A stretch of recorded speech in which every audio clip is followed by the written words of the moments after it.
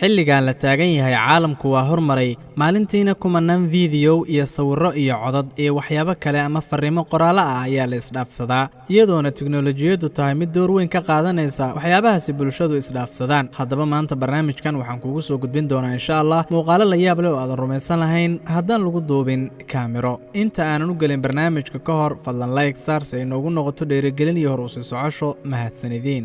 haddana ina keena aan daawanay muuqaalada.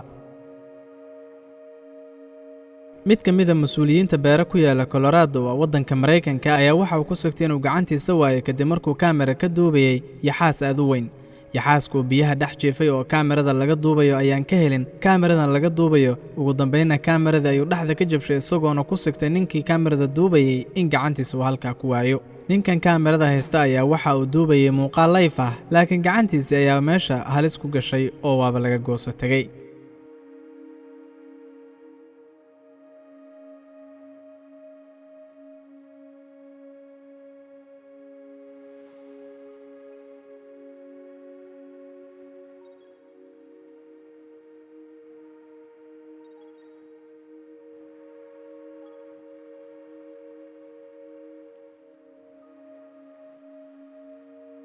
muuqaalkan waxaa duubtay kaamiro ka mid ah kuwa ku xiran waddanka Poland. dabcan kaamiradan waa kaamiro amni.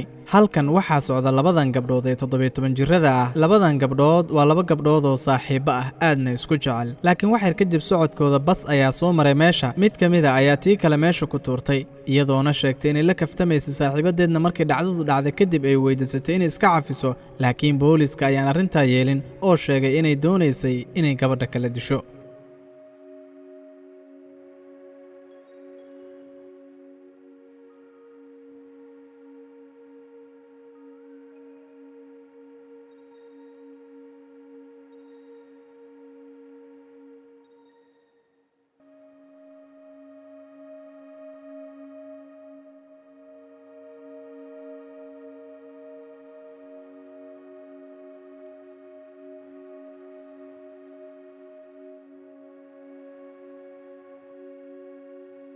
muuqaalkan waxaa lagu duubay Taiwan.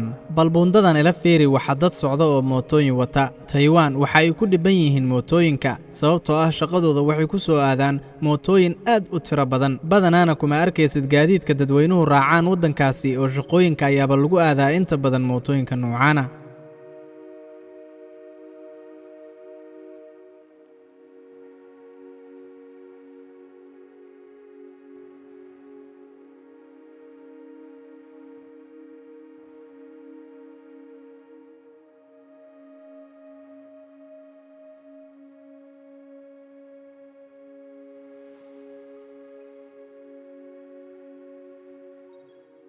muuqaalkan wuxuu u egyahay mid iska caadi ah, laakiin la yaabku wuxuu yahay qofkan barafka ku dul socday iska baashaalaya in da'diisu ay gaarayso 76 sano. dhab ahaantii aniga ayaaba ka baqaya meesha barafka aan iskaga baashaalo oon kabaha noocaasa ku socdo, laakiin qofkan da'diisu intaa la eg tahay raaxo ayuuba ku dareemayaa inuu meeshan iskaga baashaalayo. ninkan ayaa aaladda uu ku dul isticmaalayo barafka ayaa waxaa la sameeyey muddo aad u fog iyadoona labadiisa waalid ay sameeyeen. dhimashadii islaantiisa kadib qaraabadiisa ayaa ka codsadeen inuu la noolaado, laakiin arrintaa waa iska diiday oo meeshan barafka ayuu isaga baashaalaa maalin waliba.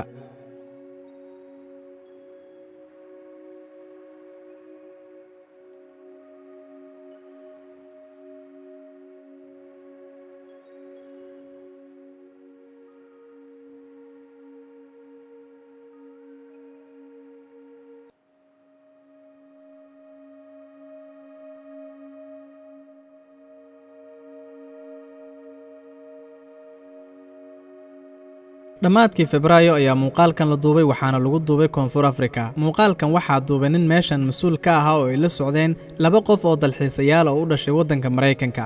waxaad arkaysaa lookisiga labada xaba ah oo la cayaaraya libaaxa kadibna iska waabinaya, balse muddo kadib nasiib darro libaaxii ayay isku direen oo halkaasi waxaa ka dhacay dagaal iyagii u dhaxeeya.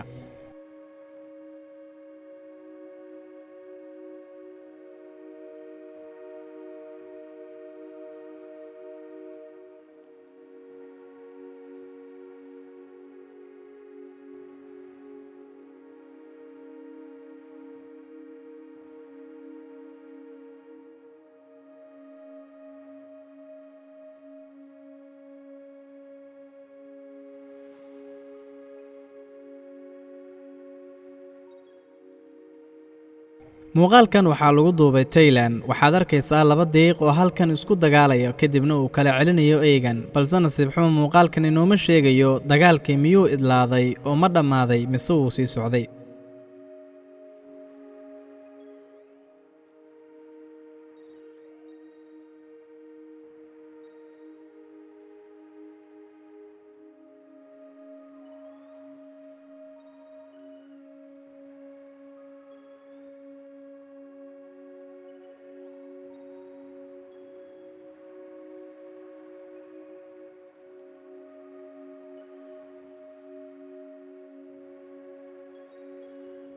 muuqaalkan waxaa lagu duubay waddanka Ruushka.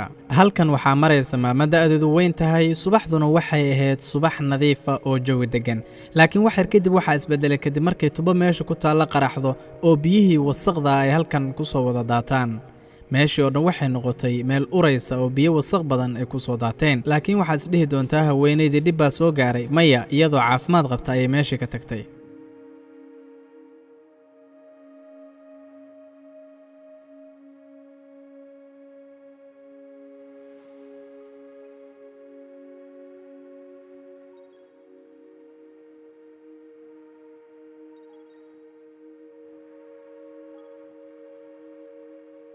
haddii aad la yaabaned lookisigii iyo libaaxyadii waddada gooyey, hadda ka waran adigoo baaskiil ama bushkuleeti wata haddii ay ku bursato soo dabagasho ama ay kaa soo daba cararto xayawaanka orodka badan ee gorayada. balila daawo muuqaalkan lagu duubay Koonfur Afrika oo aadka u xiisaha badan iyo gorayadan bursanaysa dadkan baaskiilada wata.